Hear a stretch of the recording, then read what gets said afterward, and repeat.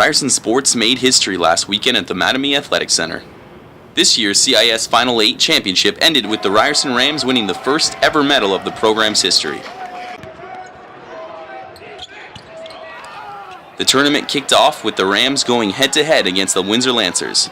With an attack led by Jamal Jones and Adika Peter McNeely, the Rams won the game 82-68 in front of a sold-out crowd, advancing to the Final Four. Well, it definitely helps us because it just intensifies our runs, right? So whenever we get a couple of buckets back to back to back, it definitely just ramps up the intensity for us. The semi-final game was a showdown of school spirit, with the crowd packed with both Rams and Ottawa GG supporters. The Rams battled back from an early deficit, taking a 45-38 lead into the half. Everything was going as planned, but a staunch Ottawa defense was able to limit Jamal Jones to just 2 points, and key threes from Vickers Gill vaulted the GGs to an 84-75 win, crushing the Rams' chances for gold.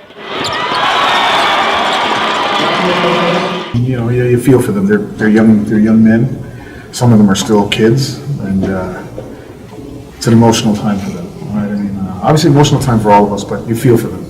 You wish it could have been a different result, but that's sports, right? Sometimes there's great glory, and sometimes there's great heartbreak. And for us tonight, it's heartbreak. But like I said from the beginning, not one game is going to define this team. This was a very special team. This has been a very special season, and we're going to try and chase bronze tomorrow.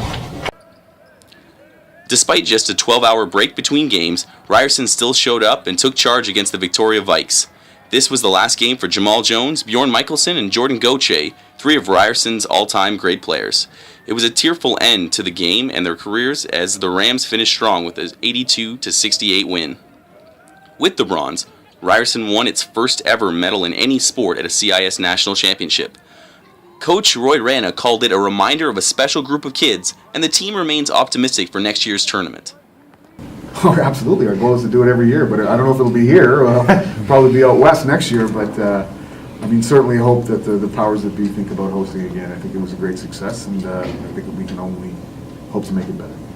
Big, because it's our first time that we got this far, so I think it's going to be a big positive thing for the future. It's not the one we wanted, sadly, but when we look back at it, it's going to be a big accomplishment, and we only can use it for the future.